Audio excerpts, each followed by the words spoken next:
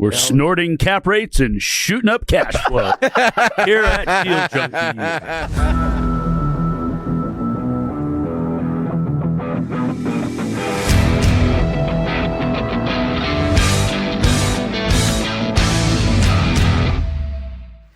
Welcome back to Deal Junkies. Holy smokes. Okay, so we're back in the studio. I'm here with Dane McKinney, Mike Nuss. Trevor's still not back from his kayak. He's out in the middle of the Pacific Ocean somewhere, using his robot arms to row his little boat over to somewhere. Is he going to go live on an island or something, or what? I don't know what he's doing. He's probably just seeing how far he can go. Okay. All right. So we want to have an episode. We want to talk about current events in the world, the market update. We'll hear from Mike and all his infinite wisdom on how things are going. So this, I don't know when this will air, but what recently happened, we had, about a week ago, former President Trump attempted assassination. They shot him through the ear. Then we had the RNC convention during the week. They nominated him as the presidential candidate. He spoke, did his thing. Then Biden got COVID. He's been saying he's not going to step down. And now the rumors are saying that by this weekend, Biden will step aside and they're either going to prop up Harris or bring in somebody else to run as the Democratic candidate against Trump. So we are in major geopolitical. I mean, this is crazy stuff, really. So would RFK be an option? Because isn't he a Democrat? He went independent. He turned. Yeah, well, yeah. I think he was a Democrat and then he ran independent. Yeah, yeah. Okay. He is an option. I mean, there's I don't always. know. I think that's one of the biggest fallacies is that we only have to pick from two. There are other options, but somehow everybody has a group think that we only have two choices. Well, because that's how it's structured. That's all we know about. Well, what was we had another party way back when, too. We have other parties now. We have Green Party, Libertarian Party. Oh, the funny party. I can't they just don't have enough votes to get on the stage of the debate. Yeah. Yeah, and that's the other thing we had happen. That's a setup. The debate. Well, the debate happened before the assassination attempt. Yeah. That was about 2 weeks prior. So it's been a few weeks now since and that was just a disaster from what I could see. Well, to make this, I just kind of try and tie this to economics because at the end of the day, what happens politically, the only way it matters to us individually is what does it do to economics that then trickle down to our lives. Does that make sense? And the only thing I can take away from any of this, and to premise it, I just look at the 10-year yield. That's what I look at as the 10-year bond market. It always goes to the 10-year bond market. But the reason being is because that's macro money that makes decisions based on what's happening geopolitically and moving, and it's based on a 10-year time frame, not a 1-year time frame. So it's less emotional indecision, it's longer. And what's been pretty obvious, based on we've had really good inflation reports come out, jobless claim reports, the bond market believes Trump is going to be the next president, and they believe that is an inflationary agenda. So the 10-year the yields went up. Well, so the yields have gone down, but not as right after the election, yields spiked. So the morning after the election. The debate, you mean? The debate, excuse me. Yeah. So the day after the debate, we had a really good, as the PPE report came out, and so we had a quick drop in yield. And then all the press on the debate came out, and we had a spike in yield. And that went on for like 3 days until we had then a good jobless claims and a PPI or whatever it was. And so then yields started to come down. Today they're kind of going back up around that 4.2. But the discussion around that is, okay, well, now it seems pretty clear that Trump has the heavy hand. The Democrats are scrambling who actually is going to be the candidate, what's going to happen. And so, okay, well, that makes more sense. And then Trump's policies are inflationary. And so if he has inflationary policies, then on a 10-year spectrum, the price we're going to pay given the yield, the inflation-related return, inflation-adjusted return on that bond purchase then says we can't pay as much for that bond, meaning a lower yield, because 10 years from now or 5 years into that 10-year cycle, inflation is going to be higher and our inflation-adjusted return is less than we thought because he was elected. Okay. That's how macro money mind works. So you're looking at a 10-year sunset, and you're looking at how the next presidency might affect monetary policy. Is it inflationary? Is it deflationary? If Trump wins, which right now he's ahead in the polls, all the betting, things, that's what I look at. The polls to me don't make any sense. Look at Vegas. Look at Vegas. Yeah, in the polls, it's like Trump's like 43% and Biden's like 41%. And then you look at the betting, and it's like Trump's like 76% and Biden's 20% or whatever it is. It's way, way, way, way up. Whoa. And so I think that's a more accurate, where people are actually betting their money. Yeah. Is that Trump will be the next president. Now, who knows if they bring in another candidate? I don't know who that would be. I'm not hyper political, but I think that Kamala Harris is probably the only person vetted that can slide into that position today. I was going to say, wasn't it supposed to happen like a year ago if he was going to draw, or like at least in December if he was going to I think they had thought about maybe doing that already and then decided not to. And I honestly feel like nobody really thinks Biden's even going to be alive in the next 4 years. So I sort of believe your vote for Biden is a vote for Kamala anyway. So it's like, well, we could do it now or we could do it later. I feel like it's kind of the same vote. So what are her policies? I mean, I don't even know. I don't even know if she has policies. Well, she just continues the Biden program, that whatever's been going on. I think it doesn't matter. Our policies on both sides of the aisle are inflationary. It's either spending related or it's low interest rate related. Oh, you mean they like to spend money? Yeah. So okay, the welfare warfare state. Here we go. We're going to spend money no matter who gets elected. So it really doesn't matter. But Trump might be slightly more inflationary than the policies that we currently have, because he is going to offer maybe more an extension on tax breaks. He's going to really put a lot of pressure, even though we say the Fed is not political. He puts a lot of pressure on lower rates. He's already talking about how he'd let Jerome Powell finish out his next year or whatever, and then afterwards they've floated the idea that Jamie Dimon might be the next Fed spokesperson. So there's a lot of in the political world, there's really a lot of things going on. To have somebody try to shoot one of our former presidents, that's a huge thing we haven't seen since 81. Reagan in 81. So that's, Dane wasn't around back then. I think I was 5 or 6 years old. Were you 2? Oh, Mike was 2. So you're not even old enough to remember. I kind of remember it vaguely. It's a big thing, though, No, it's huge. To shoot, and they didn't miss by much. It was actually a pretty good shot. He was only like a few inches away. Those 3D renderings are insane. Have you seen the picture where the bullet is going through his ear and as his head's moving as he's talking? So there's one that shows the video of him talking, and then it shows his brain or his head moving. Yeah, and it's insane. And right when the bullet is about to pass, he turns his head and goes through his ear. Insane. Did you see the headline that said? It said, that it was a Democrat shooting at a Republican because a Republican wouldn't have missed. I think that's bad. The Onion or something. It's so bad. I was laughing pretty hard though. The bee. Yeah, the Babylon bee. No, it's terrible. I got pretty bad chills when I saw it. Like just a weird, eerie feeling of like, well, that's a big deal. I don't know how that affects, but that affects long-term stuff. I mean, something like that really did change in what you're talking about with the picture. It shifts everything. The whole paradigm. Yeah. Yeah, he stands up and starts pumping his fist and yelling fight, and they get a picture of him with blood coming down his face. Yeah. The American flag in the background. I'm like, well, that's... Nail in the coffin. He won. Yeah. So we're going to have Trump for the next 4 years.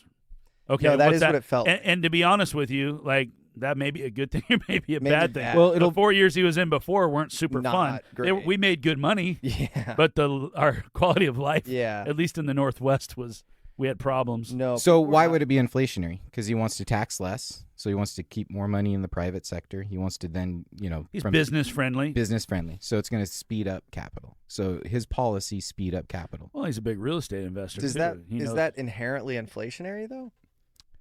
Yeah. I mean, that's what the Fed's doing, is slowing it down. It's all relative production. It's all relative to production. Yeah, that's what. So speeding up capital to places that aren't productive. Well, so speeding up capital means you have to be productive, and so if we're not being productive, not necessarily. then it's inflationary. Because if we dropped interest rates right now and capital just started trading between already existing multifamily assets, we're not producing anything new. but there's more capital moving out there, and there's loans that are being sourced. You're realizing double the amount that you're realizing equity in those transactions. Yeah, but it's not necessarily equity because the equity is only being created by a drop in interest rate, not by an actual value of the building. That's exactly what I'm saying. Well, no, I know. That's exactly what I'm saying. Is that equity wasn't there. You dropped the interest rate. Now, not only is it not there, it's there and it's realized. I agree. And it's spent into the economy. My point being is that money was created and used on an asset that was already there as opposed to used to produce more goods and services. Well, that's what I'm saying is you artificially inflate the value of it, and then in a sales transaction, you extract that value out, and then you spend it back into the economy. So if the rates stay high and those transactions don't happen, that's slow to the economy. That money's not going in there. It's not chasing anything. So what is it chasing is ultimately what the question is at the end of the day. That's what is the spending That's chasing? what I'm saying. And so, well, it's going to chase a lot of things. Asset values will go up because they're going to want to exchange. They're going to buy other assets, right? What other things is it chasing that we cannot increase the production of? So asset values doesn't really matter. That's just rich people getting richer. Values are going up. It doesn't really affect the economy. It's just paper balances, right? Well, what else are we spending that money on? A lot of rich people going on vacations, buying cars, right? So now it's affecting other parts of the economy. Yeah. That it wouldn't affect at all if it just stayed as trapped low-value equity. But lower interest rates increase the equity and then liquidate the equity. But if Trump's policies are more inflationary, won't that keep rates higher for longer? Eventually. So that's really, I think, kind of what it looks like is, or that's what the education assumption would be is, well, what's that period of time with low interest rates look like? Because a more inflationary policy then is going to shorten the period of time you can have lower interest rates. Isn't it weird how quick the narrative shifts? Like for 2 years we've been hearing higher for longer, higher for longer, higher for longer. Then we get like this debate, this assassination attempt, all this craziness going on, and like right in the middle of all that, Jay Powell is like going, "We don't need to get to 2% to lower it. No, we just need to see." But, and he never did say that they had to get to 2. He just said they needed to see they were on the path to get to. He said 2%. in January they didn't need to get to 2%, and that's what I've been trying to say for months. Is he said this months ago, but we just didn't pay attention. Well, because you listen, like to your point, you listen to all the other talking heads that are on the committee, and they'll talk about, we don't, we see that maybe it'll go up, maybe it'll do this. Case in point, so Waller was on yesterday, right? So Christopher Waller's a 1970s Fed guy, right? He was a governor for fucking since the 90s or something. So we need to increase the rate. We need to do this. 2 days ago, Powell was in front of Congress saying we don't need to get to 2% before we cut. Literally told Congress that. And when Powell speaks in front of the Congress, he is speaking for the committee. He is not saying his opinion that will then be a vote. Waller is just an opinion. Yeah. This is what I believe. And because I believe this is what I'm going to vote. But guess what? You're just the 3 of the 9 or whatever it is. And so who's talking matters. Do you think that he's right? Powell or Waller? Powell. Yeah, the Fed's been setting this up from the get-go. But do you think that it's okay that if we drop rates? Yeah, because it goes to the word sufficiently restrictive, right? Restrictive says we are restrictive. We are no longer, our policy is keeping us from grow. Sufficiently restrictive is beyond that, saying we are shrinking ourselves. And so we have been sufficiently restricted without any rate increases for a long period of time. They can lower the rate and stay sufficiently restrictive. And my opinion is lowering the rate really isn't even going to do much. The action of lowering the rate will create a short-term weirdness. Well, actually, just them talking about lowering has the rate already started. But the bond market hasn't. The bond market's been pretty steady. It was 4.45 a few weeks ago, and then it started coming down, and then we had and it got down to 4.2, and then we had the debate, and it got a little above that, and then we had some good reports and the assassination. We got under 4.2, and now we're above 4.2. So it's been pretty steady. So we're at the policy rate today is at 5 to 5.25. Sufficiently restrictive. If we're at a 2% inflationary goal, once we get there, we should expect them over the next year or two to land somewhere around 2 to 2.5% on that Fed base. Well, their rate doesn't matter. Like you're not going to find a dollar for dollar or rate to rate this this. So it doesn't line up with the Correct. percentage of Yeah. inflation. And even when Powell says the bond market's doing the job for us, well, the bond market is lower than they are. Right. So in that statement, he's telling you that, hey, we're hanging out here as long as we can, but ultimately we're going to get under the bond market because that's what they're doing the job for us. Okay.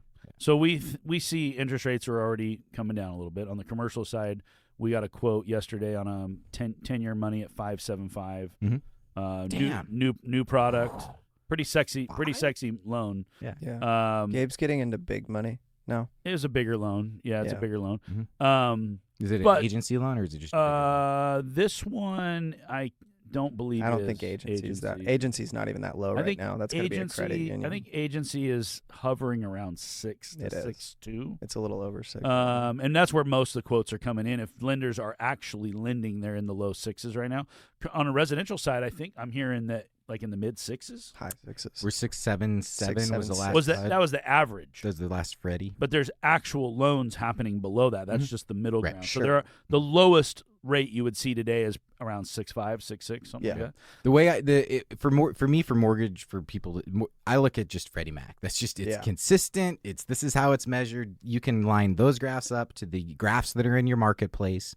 And for Portland, that's what I showed in person was 6.5, 6.6. That's where that will loosen the floodgates. It's not going to go crazy. So you're saying we're there, like we're there to start opening the door to doing deals. When does August start? Because what did I say? Yeah. August. Yeah. August is the time for deals. We've already been closing some deals ourselves, and we're starting to write more offers. And there's already more happening in the last couple months than we've seen in the last couple years. Mm-hmm. The first real like drop back to safety, which is like a 5.75 quote in my mind. We got a quote in the 5s on one of the deals we were working on 2 months ago, and that's when now the deals are happening. Mm-hmm. That's why he's under contract on what he's under contract on, because we had 2 years of, hey sellers, this is where rates are at now. This is where rates are at now. And so then the moment the buyers get just any help at all to get to make the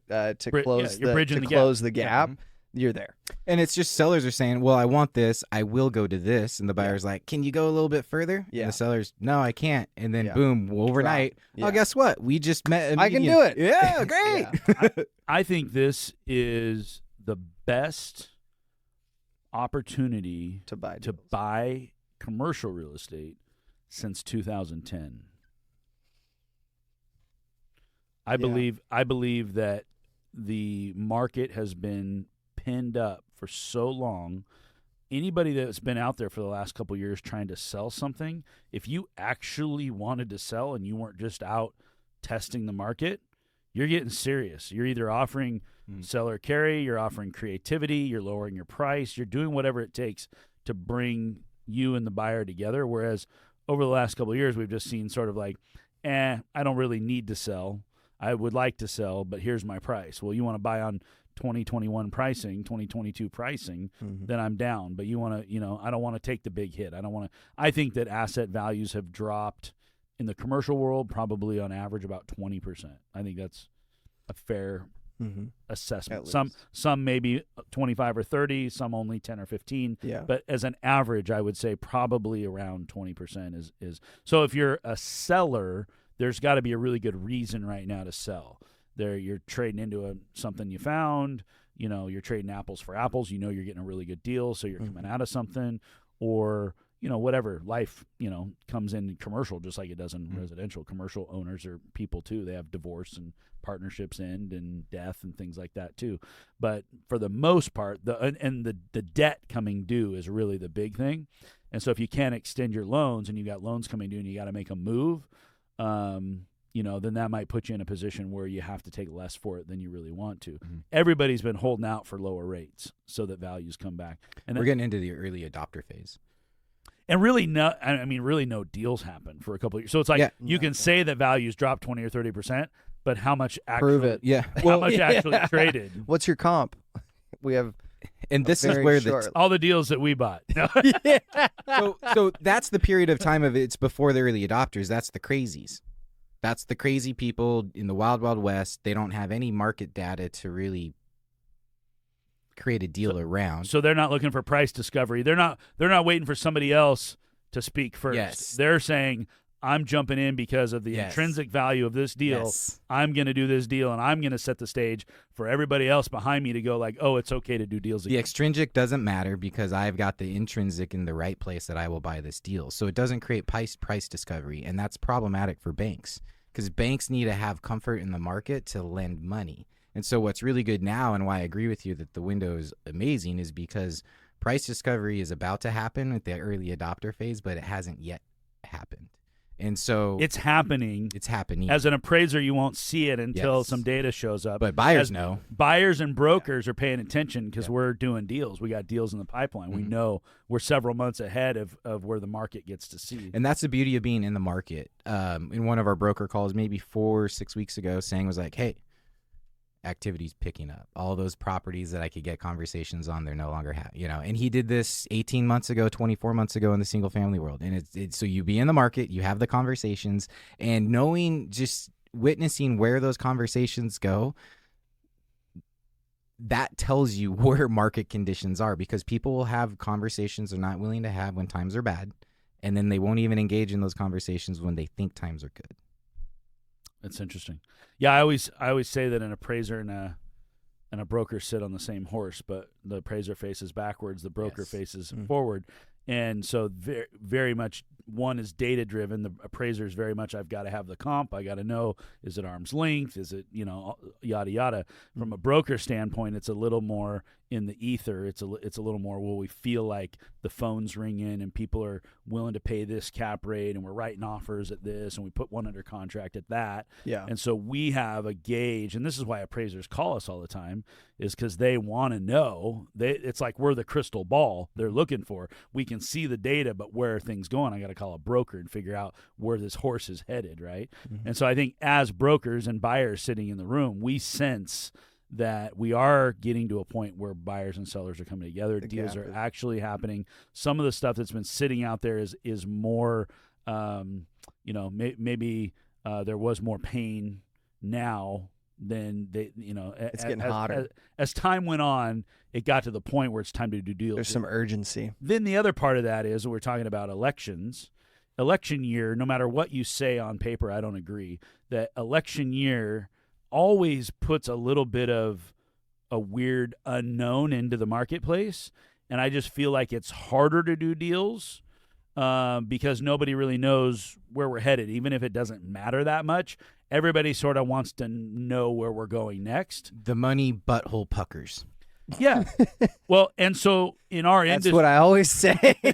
I think that probably the majority of the people that we work with, at least on the brokerage side, when they see Trump, that picture of him pumping his fist with blood coming down his face and the American flag in the background, I think that it just gets people going like, yep, we know who the next president's going to be. Let's go do deals. And so I think, Trump's a real estate guy. And I don't know. I believe that him being the president is probably a great thing. Well, for we real know estate. bonus depreciation is It, bad. it may not be great for the country, and it may not be great politically, and we won't even get into that. Yeah. But it'll be great for real estate professionals and real estate Exactly. investors. And it's not our job to evaluate the other. Our job is to evaluate this is what it's going to do for our industry, good or bad, and then act appropriately. Yeah. So what is the act appropriately? What should we be doing? Hear me out. On the note of the appraisers brokerage thing, what do you think new construction cap rates in Salem, Oregon are right now? 6%. Warms my heart. Is that good? That's what I said. So I just wanted to make sure I was, because I trust yours And more. by the way, in my 14-year career, like I have a list of hundreds of people that call me and said, I want a 6% cap rate. No, And I said, like, ha. And now you can get new construction. And now you can buy brand new for 6% cap rate. uh-huh. That won't last long. And where were interest rates 12 months ago? In the commercial world, we were probably north of 7. We were. Yep. 736. Yep. And cap rates were still maybe only 5.5. So cap rates are creeping up. Interest rates were high. There's So a you have this lag. gap. There's a lag. Yeah. So now what we have, interest rates are getting towards 6. Cap rates at 6. They're matching up. So that now means we're getting closer to builders releasing capital to start building more inventory. So here's an interesting 2 words that I never heard put together until the last 2 years, and now I hear them every day. Neutral leverage. Oh my goodness. Like, What a wild we went from concept. trying to buy something with leverage, or trying to buy something that cash flows, or trying to buy something that's a value add, and all these other things we talk about. All of our buyers want one thing: neutral leverage. So, meaning we want the cap rate and the borrowing rate to match. So back, I fucking hate that. It means you're negative cash flow. No. You're still making, if you're borrowing at 6%. You're fine wealth wise, but you're negative real cash flow in an amortized loan. Oh, 100%. On the part that you have a loan for the unless amortization. it's interest only. Yeah. So you're getting no return on your equity. You're getting a negative return on your equity. But the idea is You'll teach me that there has to be some meat on the bone so that you can raise the rents. You can do some, as we learned from our buddy who spoke Bob? at the no, our last one we just talked about. Travis Dillard. Travis Dillard. It was good stuff. Amazing stuff. He talked about the difference between hope appreciation and forced appreciation. And so as a savvy buyer, you can go in and look at something you can raise the rents on. You're buying it at a 6 cap, but you can turn it into a 7 cap, within the first year. And so the BRRRR in a forced appreciation is a neutral rate, right? All you're trying to get is all your money back.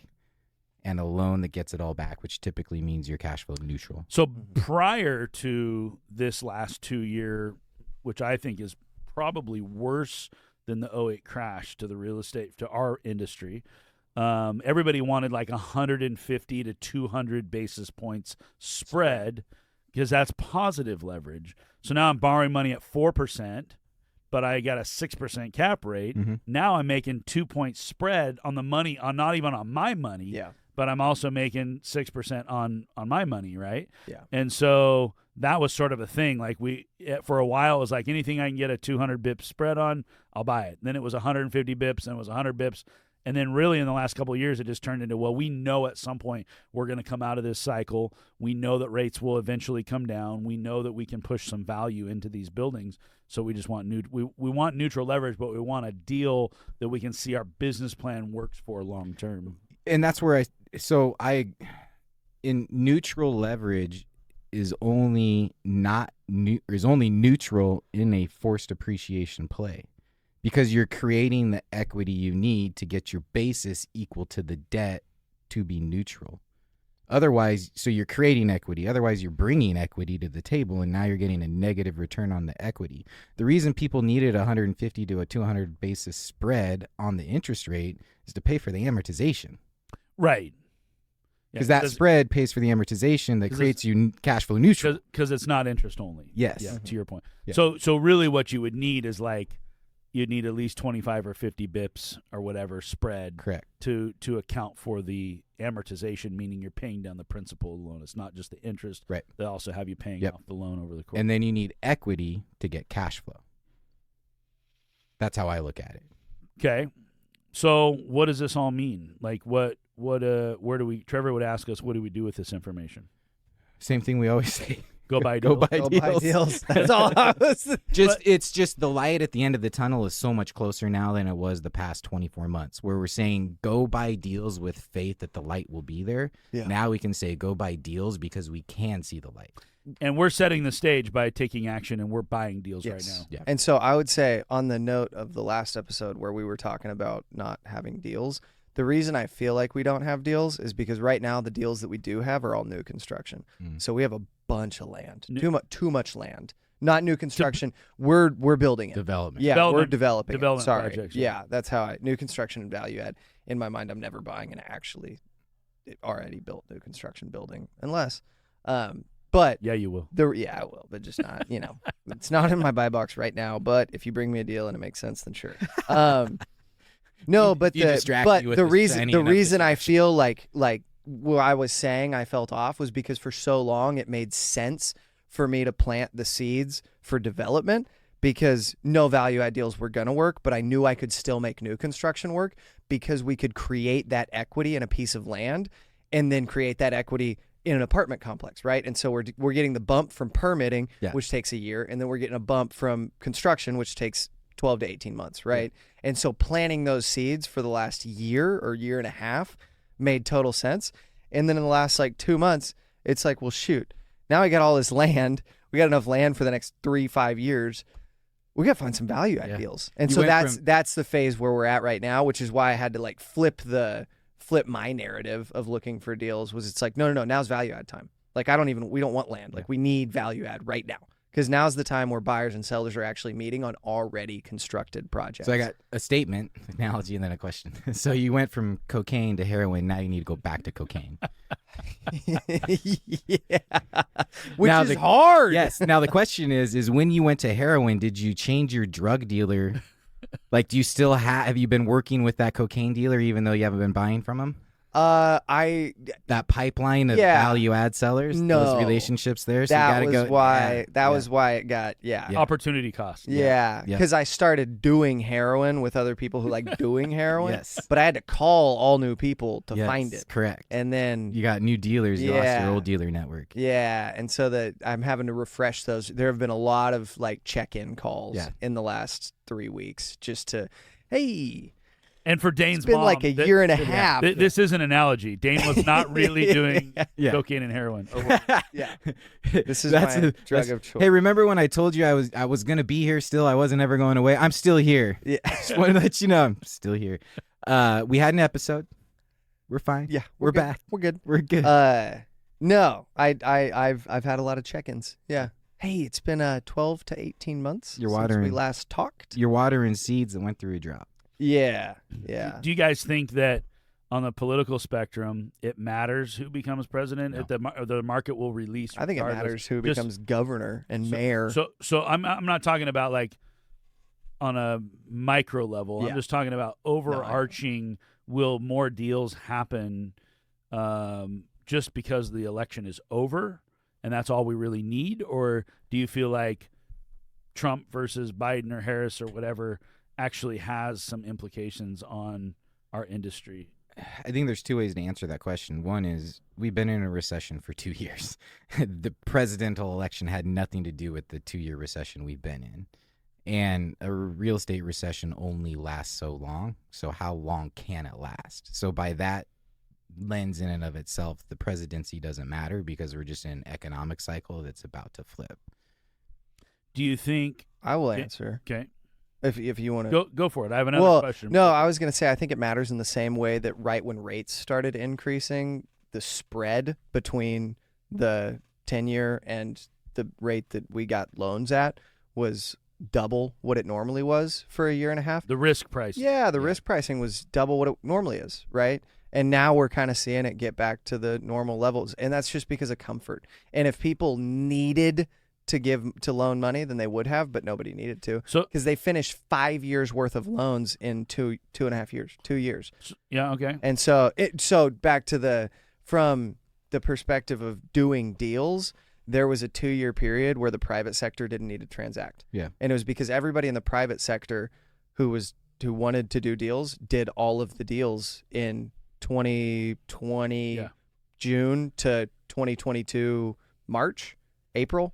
Yeah, we did 5 years worth of deals in 2 years, and then we went on pause. Yeah, everybody just sidelined. They didn't need to do anything, and so sellers weren't going to sell, and buyers weren't going to be aggressive because we didn't have a bunch of dry powder. All the powder, we just had a battle for 2 years to try to find all the best deals and sell my deal so I could get into the next one.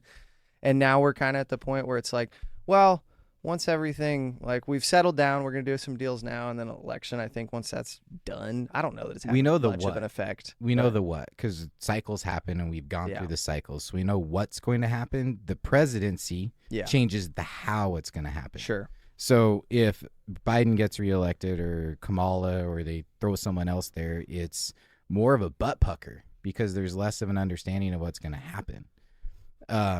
If Trump gets elected, well, we know he's a real estate guy. And so the how will be probably faster change. That coming off the trough, that first phase of a real estate cycle will probably be faster, quicker for various reasons, for policies that then allocate money. So that what you It'll change expectations. Yeah. And what you started saying on is the presidency is going to have an impact where macro money is allocated. Yeah.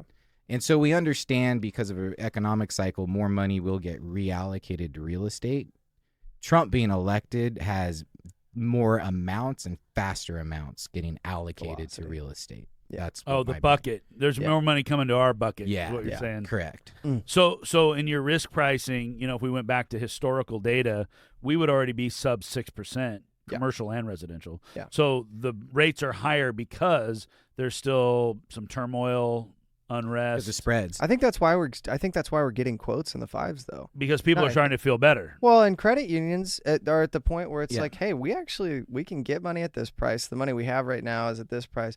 We can lend here and be comfortable with it. We And need to get it's some the light loans at the out. end of the tunnel. So Yeah. from a banking standpoint, you need to have confidence in where rates are going that you Mhm. can borrow at so you can lend at. Well, when we're in chaos, you don't know where those rates are going. Yeah, We know we're at the end, and so now you can start making bets. your based on- foundation yes. feels really And strong. the mar- information. It's and- strong again. It's a different level of Yeah. price discovery. yeah, And the market has now baked in a 100% chance the Fed will lower their rate in September. Correct. Yeah. That's the first time I can remember them having a 100% Yeah. they haven't. baked in. And so now it's like the market says this is going to happen. Usually they're right. Yes. And so now the banks and credit unions can be looking at that and going, okay, we know now we've hit the plateau. Yeah. Because we were all wondering if we're going to hit 12, 18% rates a couple years ago. I would push back if they're always right because they've been wrong for an entire year. But Saying that the Fed was going to lower, but they weren't 100% baked they weren't in. 100%. No. They got pretty fucking high in December, like 80% for 6 whatever. Like it was. Dane when he was doing Yeah. cocaine and heroin. But what we should expect is you mentioned spreads. That's the allocation conversation.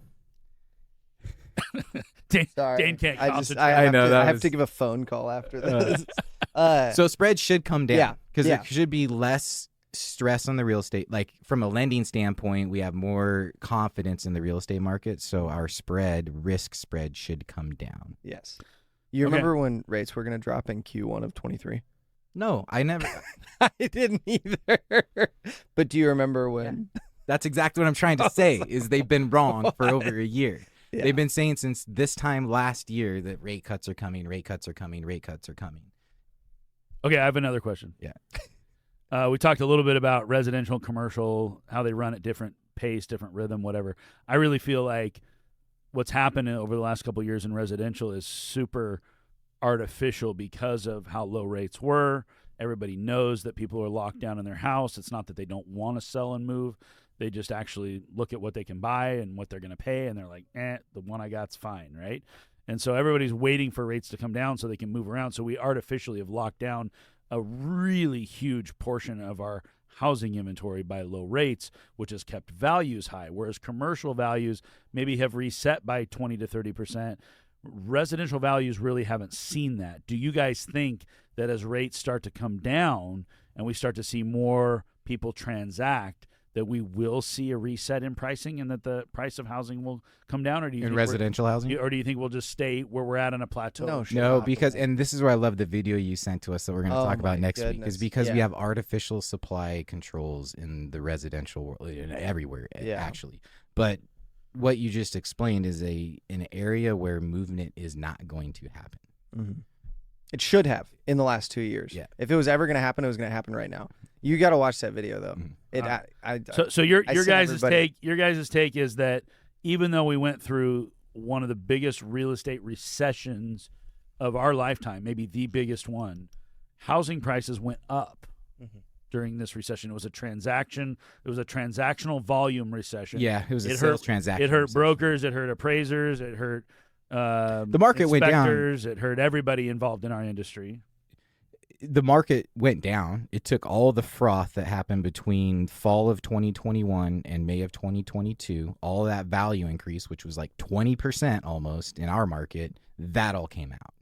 So the froth, and that was frothy. Do you remember the word frothy? Oh, We were using it for years. It's But- frothy. It's frothy. It's you're, frothy. you're talking about nobody offers 50 grand over ask Yeah. anymore. Like Yeah. you don't have 15 offers on the same deal. Like it took the Mhm. took the craziness out. Yeah, because the low rates created artificial high value. Okay, so you don't have the artificially high value. However, you do have a lot of those people who went out and bought those houses that paid a ton of money for Mhm. them. Are their values still there, or did they lose 10 or 20%? Oh no! If you bought in May of 2022, you're You're you upside paid- down. in my opinion, in our market. In Okay. my market. Okay, Barely. barely. No. Barely. Because things that Because what reset too is people's expectations of a mortgage payment. You're right. Everybody knows- You are correct that it's still off of the peak, but it's gotten very close to. The I peak. know. Yeah. It if They're I would have still bought a underwater. house 5 years ago, as I'm going to live in this house, my expectation for that mortgage payment is half of what it is right now. Yep. And if I'm going to buy a house I'm looking at houses where I would expect to pay $4,000 a month, and that is outrageous. There's no reason. And that's for what me creates the mortgage rate lockdown, is because your options are not what they are now. Your new option is less than your current option. Yeah. But if you look at, and this is what's the best thing for the market, is if you look at the median price of May 2022 is a little bit higher than probably what it was last month. It's somewhere close, but they're not. It's higher. Sure. But that's on an overall scale. Yeah. Those low rates created areas where this neighborhood never should have been valued at this neighborhood. And so that person is in a bad spot. They're in a Yeah. bad spot. But they call have a it- 30-year mortgage on it. I call that right, so it's all relative. So it doesn't matter because it's never going to sell. You're never going to have Yeah. a comp for that neighborhood that's lower. Yeah. You're just going to have a bunch of people who don't move. Right. That's all you're So, gonna but then that creates artificial inventory Yeah. Constraint. supply Constraint. constraint. Yeah. I call that a vacuum. Mm-hmm. We got sucked into It's like a the vacuum. it's like the dollar shake theory kind of coming in place, and it's interesting. Okay, so we're gonna have this is all supply and demand. Mhm. As interest rates come down, more and more people will bring their homes to market. Interest rates increase inventory. So as they come down, we may see the spring we should have had in 2024 happen in winter But that's not how buyers work and sentiment wise. because they're not ready to move because kids are in school. It or would whatever, exactly. So for volume to pick up at a level in the fall to show like a significant increase in value or a significant increase in transaction volume, interest rates have to come down so low and prices not go up for the affordability to get Yeah. people buying when they don't normally buy. So as soon as rates go down, prices are just going to go up. So now we went from a $1,500 Maybe mortgage not. to a $3,000 mortgage. I don't think prices will go up. I think Prices the of level, homes? what's that? Prices of homes? Yeah, to an extent they will. for a while. For- they might stay Sure. flat.